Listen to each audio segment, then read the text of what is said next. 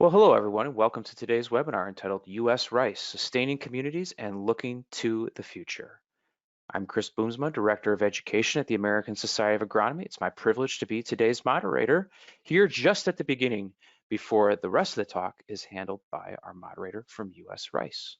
So with that, just a few things to kick this off. First of all, I want to thank our sponsor for today, the Rice Foundation and USDA NRC. Yes, with their sponsorship of this event, it comes to you free of charge. So you get science-based quality education free of charge due to their sponsorship. Sponsorship of this webinar does not imply endorsement of the sponsor's views by the American Society of Agronomy, but nevertheless, we greatly thank them for sponsorship today. To learn more about these organizations, just type their names into your web browser and I think you'll learn more about the Rice Foundation and U.S. Rice today. Okay, now we have been having some issues with the internet, with GoToWebinar, and maybe you're experiencing those with other meeting platforms. So just a note here, there is a ton of internet demand with the COVID-19 crisis currently ongoing. Due to that, you may individually or we as a group may experience some internet bandwidth issues. All right, so if that does occur, if it's for an individual speaker, we'll probably try to work around it. We have multiple speakers today. If it's for the whole webinar in general and it gets severe enough, what we will do is shut down the webinar. We will re-record the entire event without the audience. We'll still do a Q&A period and everything because we'll solicit questions from you. And then we'll give you the recording and the slides at a later date. Okay, that's our backup plan. We don't anticipate having to go that route, but just be aware that that could happen. So thanks for your understanding. Again, a lot of interesting issues right now with GoToWebinar, with the internet. Just be patient with us. We really appreciate it. Typical notes that we always have before our webinar, some housekeeping items. If you have any issues, whether it be course content, registration, anything technical, please reach out to Michelle Lovejoy first. You can see your email address and phone number on your screen at this time. Please take those down. She can work with you one-on-one to get those fixed as quickly as possible. Secondly, as is typical with our webinars, we will have a question and answer period at the end. Please send me your questions at any time during the webinar. You can submit those through the questions portal on your GoToWebinar panel. I'll take those, screen them, order them, and I'll hand those off to our moderator and our speakers during the latter part of this session. Note that this training session, as I said, is going to be recorded. We will re-record if necessary, and you will get the recording and the slides at a later time, hopefully within the week. Also, and lastly, be on the lookout for future webinars offered by the American Society of Agronomy in the coming months. So with that, I am going to turn it over to our friends from U.S. Rice. They are going to basically kick this off, and they're going to run the show, and you're going to hear a lot of great presentations today and get a lot of great information from USA Rice. So here we go. And when you're ready, Steve, you can take it away. Thank you very much, Chris. It's my pleasure to help moderate the webinar this morning. I think it's a very good topics we're going to talk about. We're going to start out by talking about one of the important metrics of rice is the socioeconomic value. Rice is extremely important in that aspect in the areas where rice is produced in the United States. So today, to kind of have a case study of that, we're going to look at the value of rice in the Stuttgart, Arkansas area, which is kind of in the middle of rice country on the Grand Prairie of Arkansas. And our speaker on this, it is my great privilege to introduce Mr. Carl Brothers. He's an icon in the rice industry, and in my career in rice, he really was one of the most important people throughout the U.S. rice industry. He's a native of Little Rock, Arkansas. He moved to Stuttgart to work at Riceland Foods in 1965. During his 57-year career, he traveled extensively around the world to sell Riceland rice. Riceland's expansion into export markets in many other areas of the business can be largely attributed to Carl's hard work and dedication. He was also very active in the U.S. rice industry, serving as the chairman of the USA Rice Federation and the Rice Millers Association. In 2009, Mr. Brothers was presented with the U.S. Rice Industry's Lifetime Achievement Award. His pride in his community and his efforts to improve the quality of life in Stuttgart have never ceased. Carl and his wife Janice still live in Stuttgart. He is a faithful member of his local Kiwanis Club, First United Methodist Church, and has been active with the Boy Scouts, Easter Seals, JCs, and many ad hoc groups to improve Stuttgart over the years. So, Mr. Brothers, I'm turning it over to you. Thank you so much. And Steve, thank you for that kind introduction. I have spent my life here in this industry. I came to Stuttgart as an 18-year-old and began working at Riceland in the evenings. Had an awful shift from 5 in the afternoon to 3 o'clock in the morning, but thank God I didn't have to stay on that shift too long and was able to move on up in the quality control area, working basically 7 to 5, and then just many opportunities after that to travel the world and really understand the rice business. And so it's just been a great career, and I owe a lot to Stuttgart and to the rice community. I thought I'd start today by talking a little bit about just briefly about Stuttgart and its history.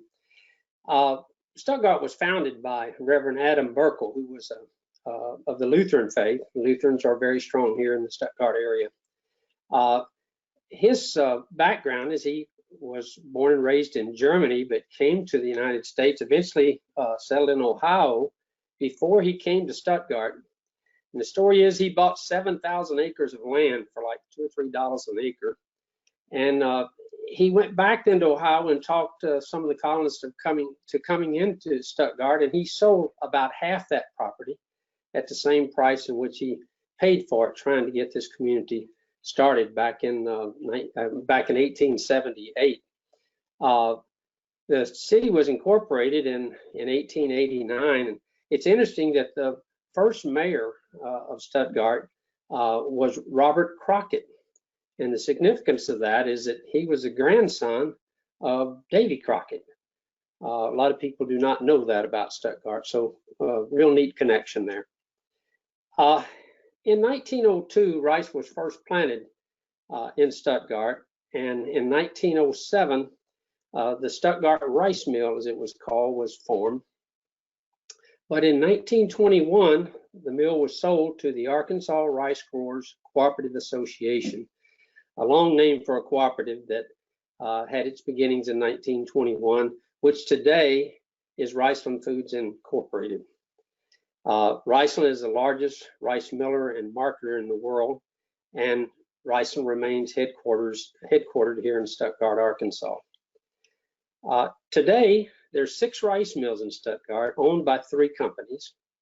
Of course, Riceland Foods has 3 mills here, 2 regular mills and a parboil planting mill.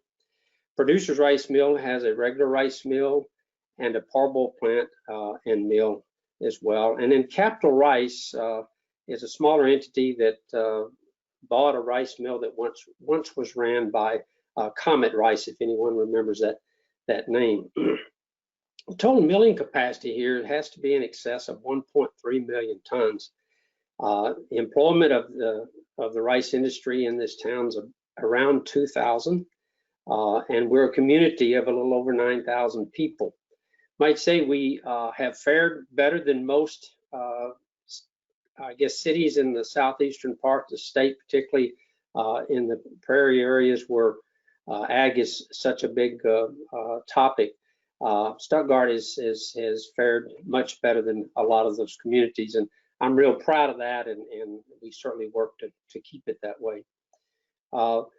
The economic impact of the rice industry just ripples all over the place. And I bring to your attention the trucking industry here. Always, it jumps out at me, the trucks that we see running here in Stuttgart. There's in excess of 120,000 loads a year of raw material and finished products coming in and out of this city. That has spawned a large truck brokerage business. In fact, one of the truck brokerage businesses that spawned here, it's more than a truck brokerage business today, it is a trucking company, is J.B. Hunt.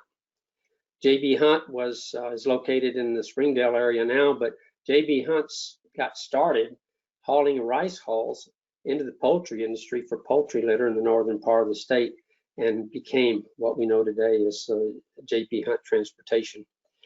Also, it spawned a lot of other little brokerage companies.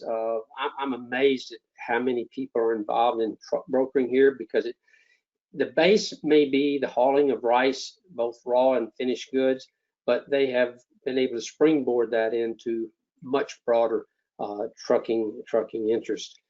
Also, rail's a big part of what we do here in Stuttgart. In fact, when I came, it was an awesome part of Stuttgart, but over time, that business has been shared with the not only trucking, but it's been shared with barge loading, as we saw more and more business begin to go down the river, because that was the most economical way to get it to the market.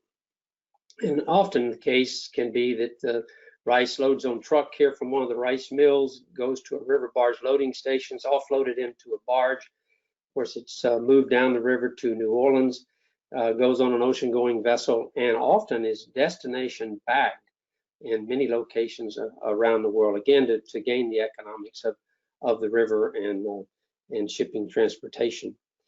About 50% of the United States rice crop is exported.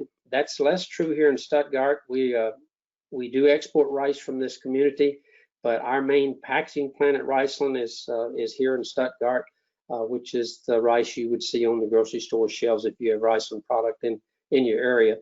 That's true for producers as well. Both of us have a huge food service business, and we also then have the retail business that you're all accustomed to seeing in the local stores. This emanates into another business that's totally different than we're in, and that's package supply manufacturing. We run form and fill poly machines to produce those little 1 and 2 pound bags you see in the store. That flexible packaging is produced outside of Stuttgart. A lot of it goes into the Dallas, some of it Atlanta area, and we're bringing that roll stock film in here for those packaging operations. Also, we deal in paper bags, less so today than when I came here. Cotton bags used to be what we would call burlap bags, but now being replaced heavily by polypropylene, woven polypropylene bags. We also use folding cartons and an awful lot of corrugated boxes. So we're employing a lot of people outside of the city of Stuttgart, depending upon the rice industry, for this volume of business.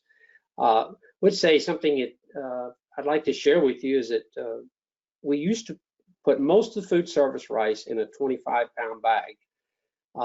The problem with that was when they got in the store and they opened it, if someone knocked it over, rice went everywhere. And you know that rice is dangerous on the floor. It's like you're on ice when you get rice under your feet. So we were the first to begin a 25 pound and a 50 pound cube, which is a corrugated box with a poly inner liner. And the rice goes in that poly inner liner. It's sealed and shipped to many food service restaurants operations across the country. So that was started here by Riceland. You'd have to understand, tremendous amount of mill equipment suppliers are in and out of here, as well as some locals. We also have a huge metal fabrication business to support the milling operations here in Stuttgart, and of course electrical businesses. Then I would point out that we have the University of Arkansas Rice Research Station is here. The Dale Bumpers Germplasm Enhancement Center is here, and the Riceland Research and Technical Center. And then one that's a little bit outside this scope, but many of you may not know, we have the Dupree National Aquacultural Research Center here as well. These are all on what we call Research Row, which are on 22nd Street, heading out east of town. All the fractions of the milling process are used in some way. And the rice composition is made up this way. Out of 100 pounds of rough rice, which is when it's harvested from the field, it comes in the form of rough rice as the combine separate the shaft from the rice head, and the rough rice then comes to us. We have to dry it to be able to store it because it's coming in at probably 16 to 20% moisture. So we have to dry that rice down to around 12, 12.5, 13% moisture so that it would store properly. But out of that 100 pounds of rough rice, about 55 pounds after the milling process will be whole grain. The milling process is an abrasive process, so you do have some breakage, and we refer to those as fractions.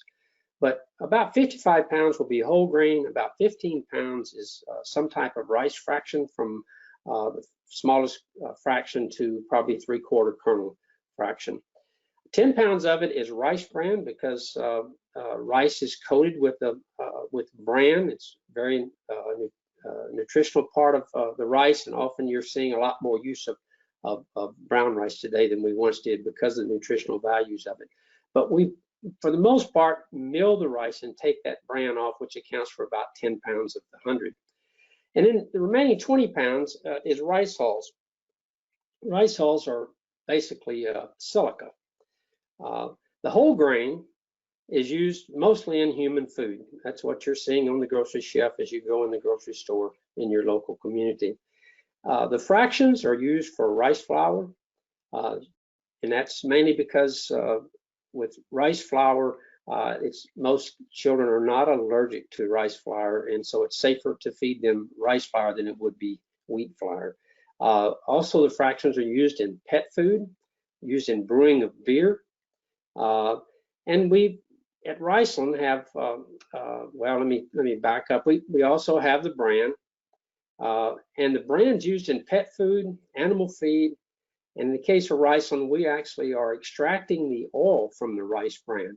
We stabilize the bran immediately after milling because it will become rancid quickly. We stabilize it and extract the oil, so we end up with two products. We have a very good cooking oil, very popular in the Asian community, not so popular here in the United States, but it has turned into a real nice business for Riceland Foods, and that creates another product, co-product from that process we call defatted bran. The defatted bran is used in pet foods as well as animal feeds. And then the hulls, again, mostly silica. Riceland and producers are both burning hulls to produce steam and electricity to run their plants. They also can be used for poultry bedding, animal feed. So there was a use that's less popular today because the technology is changing, but we once sold a lot of hulls to the pressing industry for juices. Now those had to be sterilized hulls, but that was a big business when I first came here, that a newer technology has reduced the demand for hulls for that purpose. We also, from the burning process, both producers and Riceland would be producing ash from the resulting material from burning those hulls. That's used in the production of steel, as well as there's a lot of work going on to try to find a way to commercially separate the carbon ash, the carbon from the ash and the silica from the ash, because independently they both have some real nice values if we can ever find a way to successfully and commercially do that process. You know, Stuttgart claims to be the rice and duck capital of the world, so I've talked to you a lot about rice. The rice industry spawned the duck calling contest in 1936 as a part of the Wings Over the Prairie Festival here in Stuttgart. It's basically, Stuttgart's world known for its good hunting. We hunt the rice fields here. Some of it's done from natural flooding, or it could be from reservoir flooding. We flood the rice fields up, which attracted the ducks, and they feed in those fields. We're also famous for flooded timber duck hunting, which is a bit special to most people who follow duck hunting, and it's a very sought after way of hunting. Our duck population is of many types, but we're really famous for our mallard population, and there's a lot of pride in the mallard population here in this area. The duck season opens in November and opens right around Thanksgiving and goes through most of the month of January. And without rice and the habitat that's created by rice production, this industry would not be possible. The economic impact of this activity can be seen at our local restaurants, our lodging facilities here in Stuttgart, And you would be amazed if you were to drive around the countryside here and get off in back roads, how many really nice duck lodges there are, because we have a lot of international guests coming here and celebrities coming in here for the duck hunting. Our airport is basically crop dusters most of the year, but in duck season, there's 6, 8, 10, 12 planes lined up out there bringing people in here to these duck lodges to hunt. So a big economic driver for the city of Stuttgart. It also spawned the Wings Over the Prairie Festival, which includes a 5 and a 10K duck race. We promote duck calling lessons at that time. Certainly the contest is a big part of it. We have our championship, and then every 5 years, I believe it is, we do a championship champion. So it's a big event drawing a number of people into our area. The main street of town is actually completely shut down for several blocks during the festival.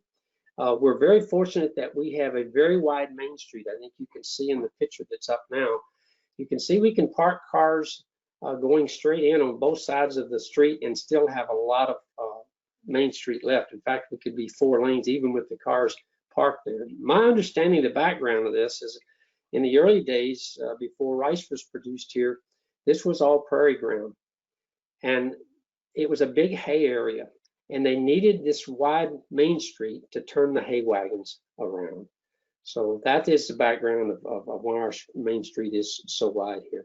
But we also have a pageant associated with the duck calling contest. We crown a Miss Mallard every year. And we have a huge duck gumbo cook-off, which draws a number of people, supposedly one of the biggest parties every year held in America. So that's enjoyed by a lot of people from in and out of Stuttgart. Also, the duck calling has created a huge business here, many businesses, but one in particular I want to lift out is Max Prairie Wings Outfitters. It's a store of, I think there are around 70,000 square feet today. Anything you need to outfit for duck hunting is in Max. Max also has the accreditation that they're the #1 seller of Winchester shotgun shells in the world. That's just unbelievable in a town of less than 10,000 people. We also here are proud that all the things that supportive of this community, and that we have a junior college. It sits next door to the Grand Prairie Center. They're first-rate facilities. I know in the case of the Grand Prairie Center, we bring a lot of arts in, and the artists, particularly the musicians, have said they're just wonderful. And the gentleman that built it said, "I've built bigger, I've never built better." So that facility is used for the arts. It's also used for meetings or rice meetings held there. Often through the year, we got separate meeting rooms where you can really hold about any size meeting that you care to hold. We also have a wonderful museum. It's been voted as one of the best small museums in America. It's totally supported by this community. It gets no money other than what's given from this community.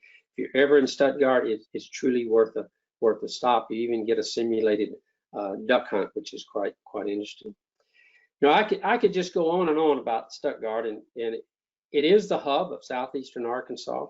We have held our population, as I said, better than most in this part of the country. And I can't talk about Stuttgart without lifting up the German influence. I was talking about the German pride that existed, particularly when I first came to Stuttgart. It continues today, and we try to support that. We have had little groups get together, starting something called the Weed Whackers, which the Weed Whackers went around and cleaned up any open lots in town to make our town as presentable as it possibly can be, particularly in the festival season. And then we began to think our downtown didn't look as good as it should, and we started a little group called Let's Paint Stuttgart. And we painted almost every building on Main Street. The deal was, you buy the paint, we'll provide the labor and equipment. And we had many merchants take us up on that. And I guess lastly, I would say the economy of Stuttgart just would not be possible without the base of the rice industry that has existed here since around the turn of the century. And I would stop there. Thank you, Carl. That was outstanding. We're going to shift gears here a little bit, and we've talked about in some of the previous webinars all of the metric gains, sustainability metric gains that the rice industry has been able to accomplish over the past number of years. And with that in mind, the U.S. rice industry has established sustainability goals, and we will actually have a press conference to introduce those goals on April the 21st. You'll get more information on that. But the goals that we are looking at is increasing land use efficiency, decreasing soil loss, decreasing water use, decreasing greenhouse gas emissions and improving air quality, decreasing energy use.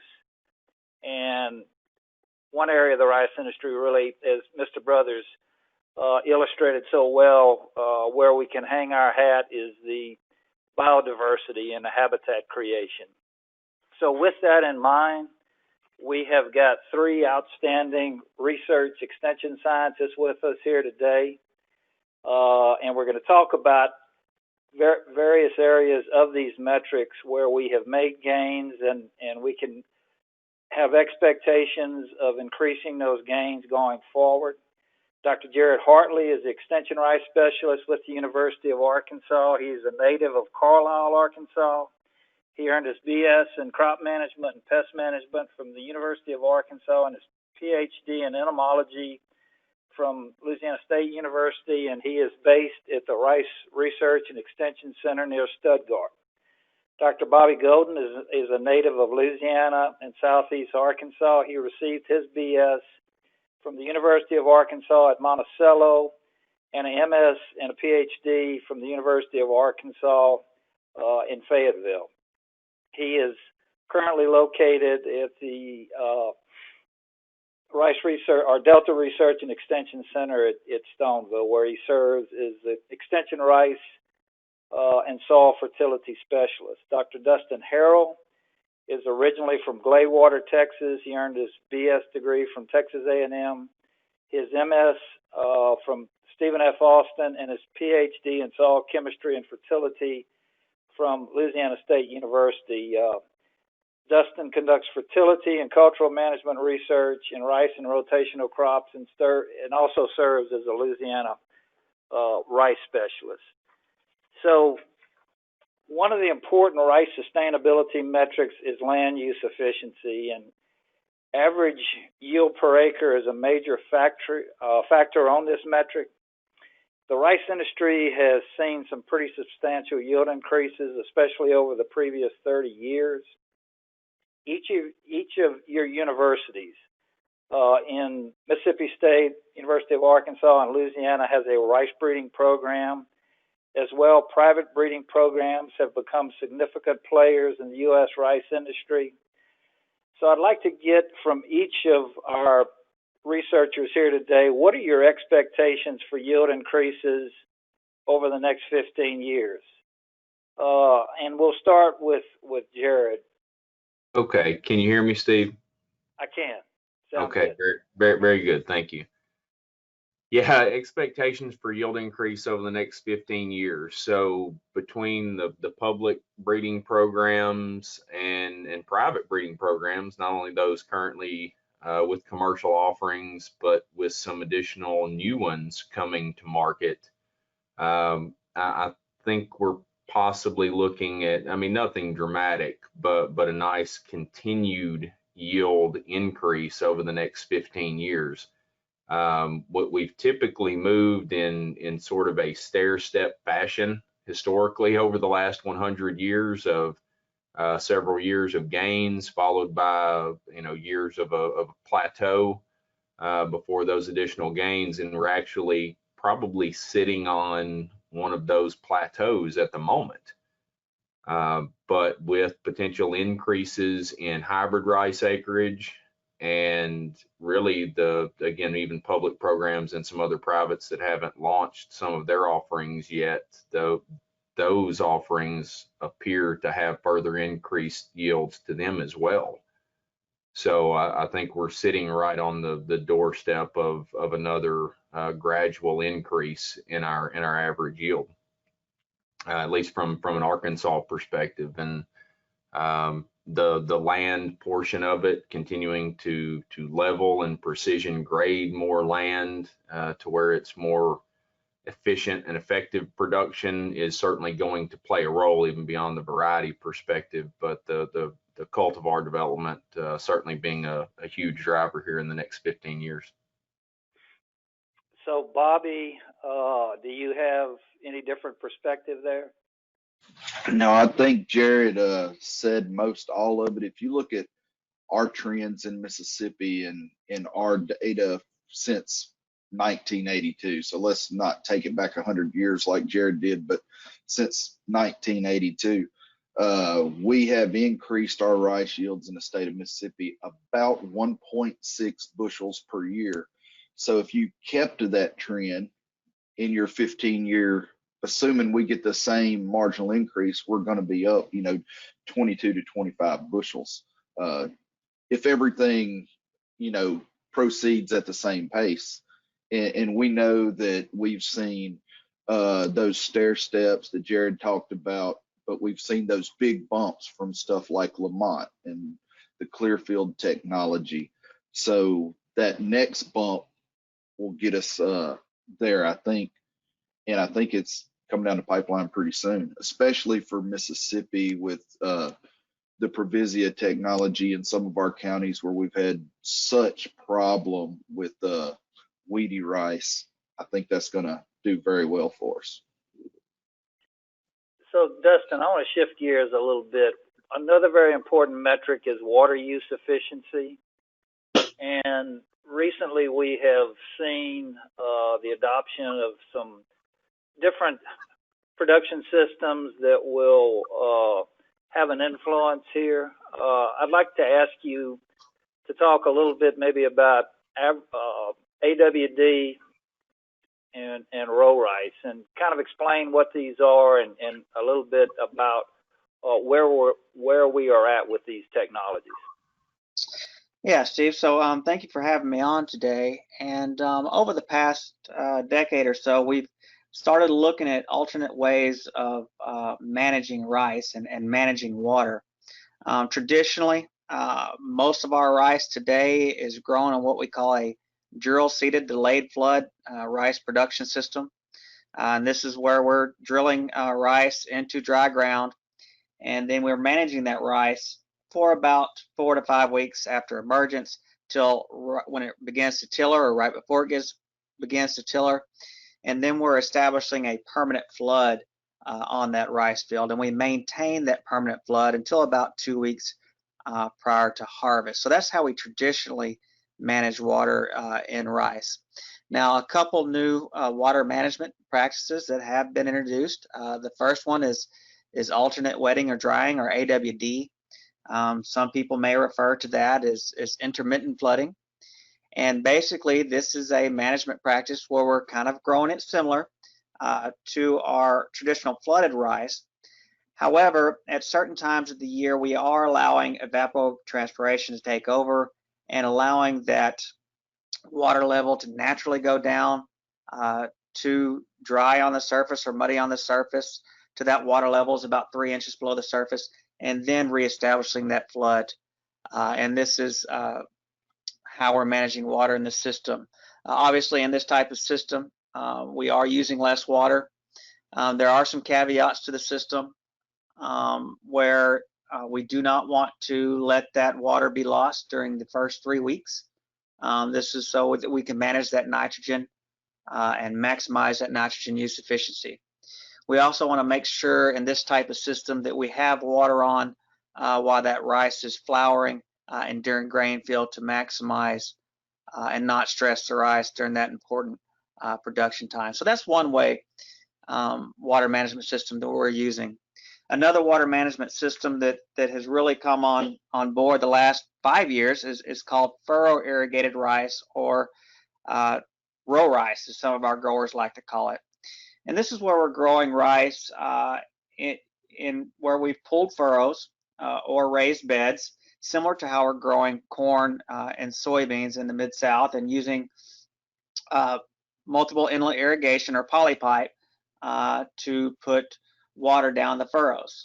In this system, it can in some years use a lot less water, and there are a lot of advantages to it. The first advantage is opposed to typical flooded rice, we have less tractor passes across the field because we're not pulling levees to hold water early in the season, or tearing down those levees at the end of the season. So we're using a lot less equipment and manpower, as well as diesel fuel. It's been an avenue to where we can actually incorporate more land into rice production. Maybe this was non-traditional rice land that maybe had a little bit more slope to it that we couldn't supply a traditional flood to.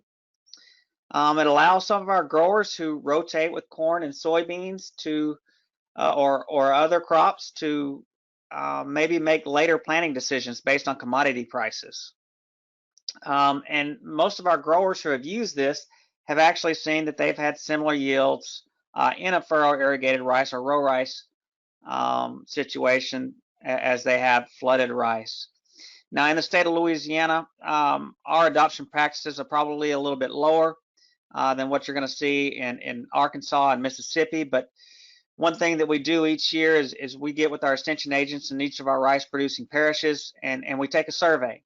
And part of that survey is to determine how water is managed in our rice production systems. And we saw furrow irrigated rice really come on the scene in Louisiana in about 2017. We had about 2,500 acres of furrow irrigated rice. That doubled in 2018 to around 5,000. And in 2019, or last year, we saw over 15,000 acres of furrow irrigated rice, so it tripled in 1 year.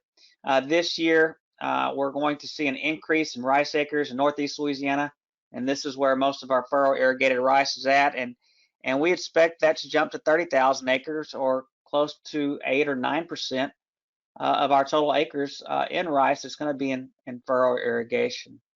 Very good. So, Jared, one thing I mentioned earlier, one of the important metrics is greenhouse gas production, very important in agriculture these days. And the levels of methane produced in rice is typically somewhat higher than upland crops. Could you explain why that is, and then maybe take it a little bit further and talk about some of these practices that Dustin was describing and how that might influence methane production? Certainly. So I'll give the really brief version of it, kind of overview. So essentially, that flooded anaerobic environment is responsible for that methane production. Once we're in that system, we could certainly dive a lot deeper into that detail, but that's the generalized version of it. So when we move to an alternate wetting and drying system, even when we only accomplish 1 or 2 actual dry down events where we sort of reset the clock on those methanotrophs and their ability to produce methane, we can see as much as 50% reduction. Again, trial dependent, some of that work, but as much as a 50% reduction in methane emissions just by switching to alternate wetting and drying and accomplishing a couple of drying events throughout the year. Sometimes only one good dry down event can lead to that reduction. And moving to a furrow irrigated rice system, depending on how much water is held in the field at all, and Dustin and Bobby, feel free to chime in, but you're down to levels of like 10% compared to a flooded environment, potentially even less. But again, there's still some potential for some slight emissions you're going to detect in that environment. But that's the huge gain, is eliminating that flood. There are trade-offs from that in that we may dramatically reduce the methane emission portion of it, but the nitrous oxide emission portion does go up. So that's a give and take. They do have different values, I guess carbon equivalents, that nitrous oxide is actually worse than methane, but we typically don't emit near as much of it. So that's going to be a give and take going forward in the future as well, creating a balance between those two, because there is some gain and loss of the two different elements. And I'd be happy for Dustin and Bobby to chime in on that as well.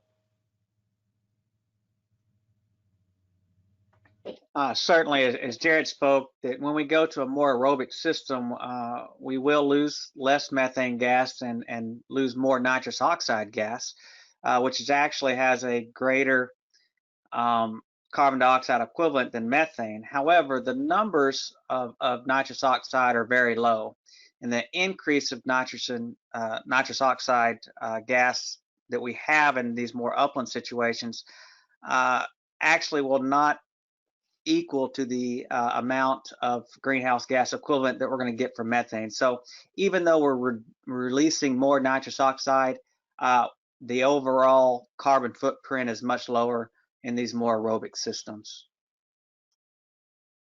So I'll Bobby, add one twist to that, Dustin, that until or unless someone changes the carbon equivalent calculation, that's my one concern going forward, is that number could change.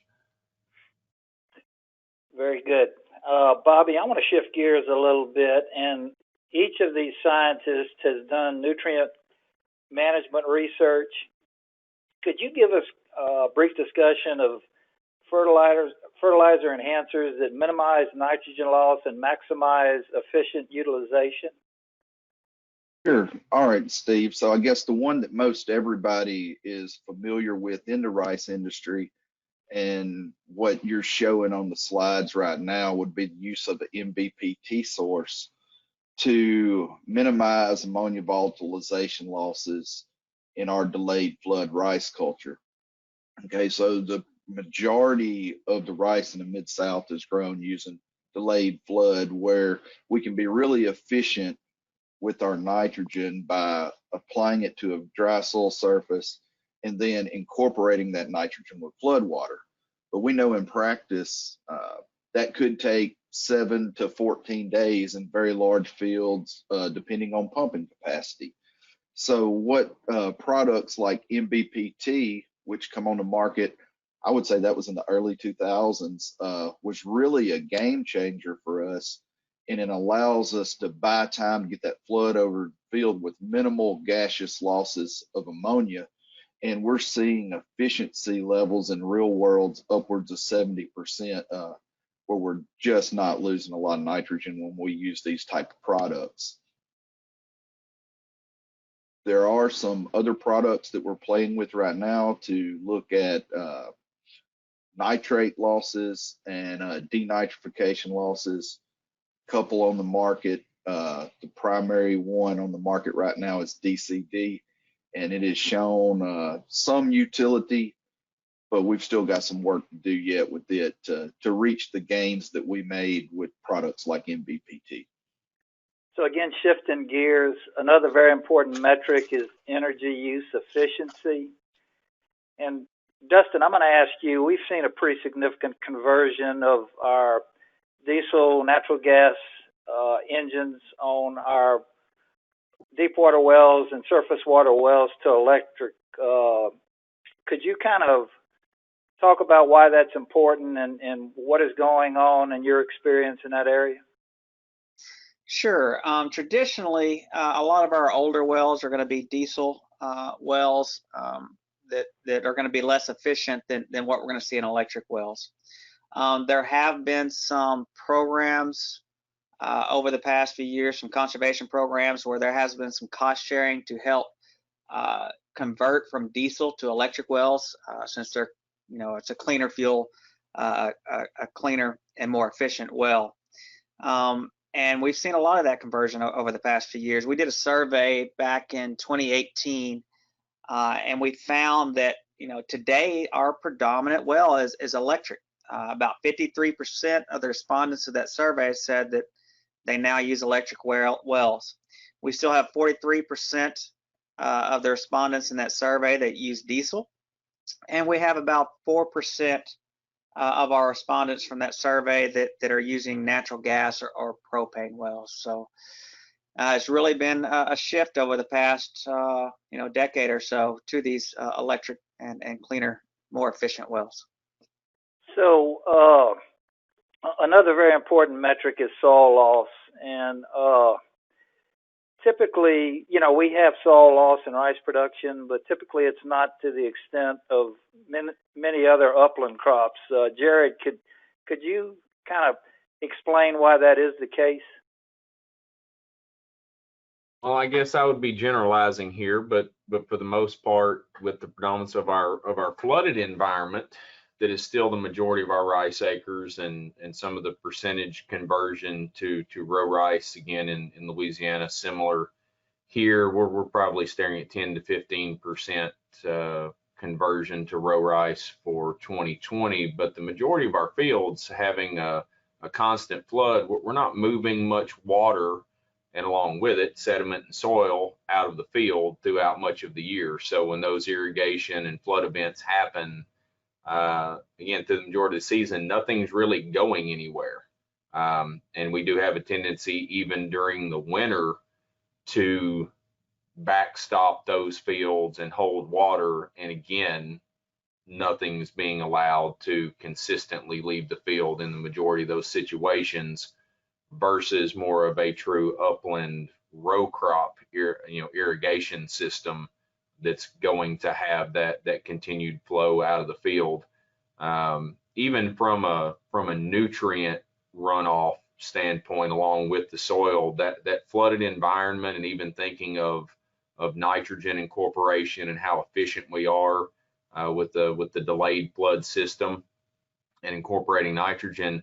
The majority of our water quality extension efforts through our Discovery Farms program have really consistently shown that the water coming off of a rice field in Arkansas is cleaner than when it went on. There is actually less impactful sediment and nutrient loads coming out of the bottom of that field than when they went in. So a lot of positive take homes from rice production. And I think that is illustrated on the slide here. This is a Louisiana rice farmer, Jeff Duran, showing in his left hand the water going into the field, and in his right hand the water leaving the field. And we've got, I think in all the states, we've got similar research that kind of verifies what Jarrett was talking about, that how rice can act as actually a filter system, the way we're growing it typically today. I did want to make the point, we talked about these alternative flooding type systems, alternate wetting and drying, and row or furrow irrigated rice. The question might arise, why aren't we doing this on 100% of the rice acres? Well, we just need to understand that we have a lot of our rice ground that this particular system won't work in a lot of fields, that just not adapted to the use of this system. And we also have production systems in certain regions that don't allow the incorporation of these alternate flooding systems in rice. So we're 10 minutes from the top of the hour. I'm going to turn it back over to Chris and see if we've got any questions that have come in. Yeah, thanks, Steve.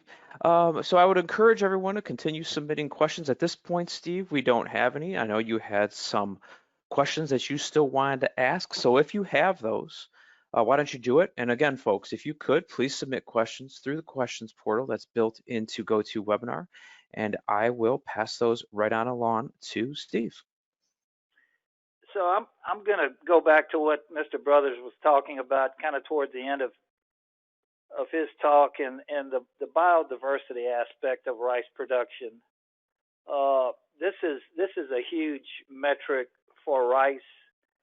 In most crops, when they talk about biodiversity, they're addressing not in the field, but the boundaries of the field and various areas outside of the field. But in rice, biodiversity is extremely important, both during the growing season as well as a lot of the fields that are flooded during the winter for water birds and waterfowl after the growing season. And, I'm going to shift to Bobby now. Could you just kind of talk about how important that is in the rice production area of Mississippi? It kind of like Carl was saying, it's hugely important to a lot of our economies to have those hunters come in. So not only are we increasing biodiversity, we're increasing our economic capacity in a lot of these small towns. So, for instance, there's a lot of rice produced around Drew, Mississippi.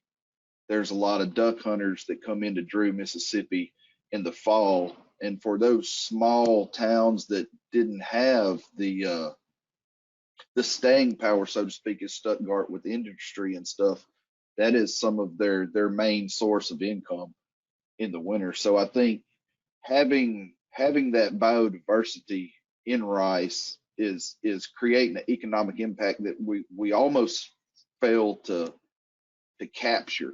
Or the other side of it, one of our producers in North Mississippi today just put up a tweet I saw a moment ago that he was upset because a bald eagle nest got knocked out with the storms that come through last night. And as we've increased this winter flooding and increased our biodiversity, we have seen, I know at least in Mississippi and in Southeast Arkansas, where I spend a great deal of time, bald eagles are more prevalent today than I've seen in a very long time, in my lifetime. So we have that going for us as well. So, and we, talking about creation of habitat for waterfowl, I think it's also important to note that creation of habitat is very important even during the growing season, because we've got a lot of water birds.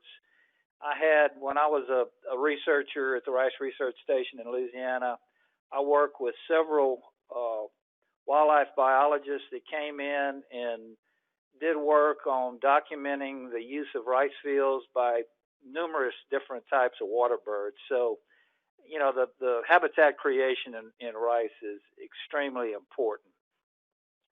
Shifting gears just a little bit as we're getting towards the end of the webinar, I'd like to turn it back over to Dustin. Hey, Steve, do you mind if I interject for just a moment? Sure, Actually, we sure. have a lot of questions flowing in after I made that Great. petition a while back. So if it's okay with you, I'll just start rattling these off, and either Steve Absolutely. or the rest of the speakers can answer them. None of them are addressed to an individual in particular, so I'll just open it up to all of you to tackle them. So here's the first one. Would ammonium nitrate work on rice fields to help avoid volatilization losses? I can jump on that one. It really, if we're talking about our flooded rice systems, in flooded rice systems, we always want to use an ammonium or an ammonium forming fertilizer like urea, and we never want to use nitrate nitrogen fertilizers. The main reason of that is when we have an ammonium form of nitrogen and we put on a permanent flood and we go anaerobic, that form of nitrogen will be stable and the rice can take it up at any time. If we have a nitrate nitrogen fertilizer source and we establish a permanent flood, that nitrate nitrogen will be lost very quickly through a process called denitrification, where it's going to turn to nitrous oxide or dinitrogen gas and simply be lost from the system. So we always want to avoid nitrate nitrogen in our flooded rice systems. All right, thanks. Appreciate that answer. Moving right on to the next one. I have someone asking, are you doing any breeding work on GMO rice, for example, golden rice, for increased functionality? So as a former plant breeder, I'll tackle that one. In general, no. We did some work early, but there is a reluctance among many of our end users, because rice is directly consumed, to embrace GMO rice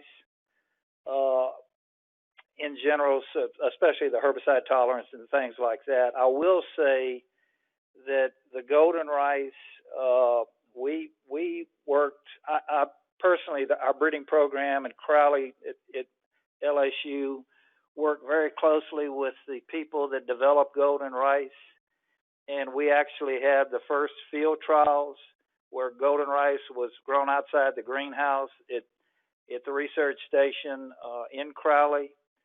Very, very promising technology, but for various reasons, I guess, that most people are familiar with, that technology, even though it just shows tremendous promise in certain areas of the world because of, you know, what it can do, where there is a lack of vitamin A, has not yet been commercially embraced anywhere. So hopefully that'll change, but at this point, it has not. Okay, thanks for that, Steve. Appreciate it. Next one. Someone mentioned that the water going into a rice production system is cleaner than when it comes out. This individual would like to know, is that just a measurement of turbidity, or are the dissolved nutrient levels lower as well?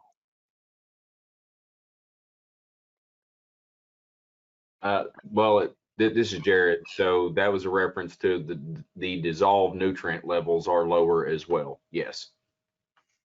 All right, great. And often I'll make a point here, when we're using surface water in rice production, in some areas, we're drawing water out of drainage systems that can have a high sediment level. And when rice fields are flooded with that type of high sediment water, and as Jared explained, it serves as a filtering system. So sediment can definitely be reduced as well. Okay. Or even in our aquifer here in the Mississippi Delta has a lot of bicarbonates in it. So you're pumping that cold well water onto a field, and then as it heats up in the day, those bicarbonates are falling out of the water and liming our soil. And when that water leaves the end, that's kind of a function of some of those dissolved nutrients actually falling out of the well water that was not only more loaded coming in than going out. All right. Thanks for those answers. We're going to keep going right on. I'm just going to do a few more here. We'll probably go just a couple minutes over. Are fungicides commonly used in rice production systems? That's the next question. Dustin, you want to jump on that one? Yeah, the simple answer is yes. We have several diseases in rice production that can be pretty devastating. Sheath blight and blast being the worst two, and we do use strobilurin fungicides as well as propioconazoles and defaconazole fungicides in rice production. All right. Thanks for getting right to that answer. Two more questions here, and then I'm going to have to stop. The next one is this. Are there any researchers that are working on or have worked with the use of arbuscular mycorrhizal fungi to increase water nutrient use efficiency in rice production systems? So this is Steve. I'll just make a comment there. There has been some research. I'm not sure if any U.S. researchers have looked at that. They may have. I'm just not aware of it. But some work in that area has been done at the International Rice Research Institute, which is located in the Philippines. I guess somewhat promising, but we're certainly not there yet. All right. All right. And the last one before we do have to get moving onwards, what is the range in nitrogen application rates per acre or per bushel of yield in typical rice production systems? And I would ask, starting with Jared, then Bobby, then Dustin, because it does vary a little bit from state to state. Maybe y'all could each address that question. Sure. So from a total nitrogen use standpoint, if we're talking pounds of nitrogen per acre, we're typically ranging anywhere from 120 pounds of nitrogen per acre to maybe slightly over 200 pounds of nitrogen per acre, depending on cultivar, soil type, management system, a lot of different factors, a very broad range. Yeah, Sure. we're fairly similar here in Mississippi. We're probably a little on that greater range than Arkansas because our soils dictate the need for slightly more. So we're probably in that 180 to 220 pounds of actual nitrogen per acre. And again, that's because we have very high CC clay soils where the majority of our rice is grown here that dictate the need for a general extra 30 units of nitrogen than you would need on your silt loams in Arkansas. Yeah, I want to jump in here too. In Louisiana, like both Jared and Bobby mentioned, our recommended nitrogen rates are typically from 120 to 150 pounds of nitrogen per acre. Our average state yield varies, but we can estimate that we're going to yield around 7,000 pounds of rice per acre. And that would mean that we are providing 1 unit of nitrogen per 58 pounds of paddy rice. All right. Well, thanks to each of you for covering your geographies. Steve, I think that's about it for today. We're just slightly over time. Any other final questions that you'd like to address here in a minute, or any comments you'd like to make before we wrap this up? Well, I think then I want to thank each one of our speakers today, Carl, Jared, Dustin, Bobby. I appreciate all that you've done coming here today and sharing your knowledge and expertise with us. Thank you, Steve, also for moderating. Thank you very much to the Rice Foundation, USDA, and RCS for their support of today's webinar.